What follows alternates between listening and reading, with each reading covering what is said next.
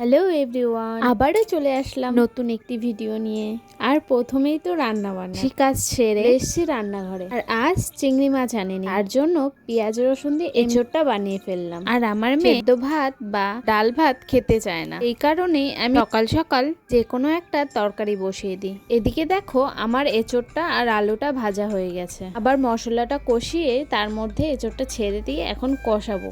কিছুক্ষণ কষে নিয়ে জল দিয়ে দিলাম। আর এমন করে আমার এঁচোড়ের তরকারি একদম ভালো লাগে না। বরমশাই বাজারে গেছিল কিন্তু চিংড়ি মাছ পাইনি। আর এদিকে দেখো রান্না শেষে ঘি গরম মশলা দিয়ে নামিয়ে ফেললাম। রান্না হয়ে গেছে, ওদিকে মেয়েকে খাইয়ে দিয়ে স্নান সেরে পুজোটা দিয়ে দিলাম। আর আজ অনেকটাই দেরি হয়ে গেছে, 10:30 পার হয়ে গেছিল, তাই তার জন্য তাড়াতাড়ি যাচ্ছি। আর এদিকে মেয়েকে তো দিয়ে আসছি, রান্না করে গেছি। আর বাটা মাছ ছিল, সেই মাছটাই এখন গিয়ে বানাবো।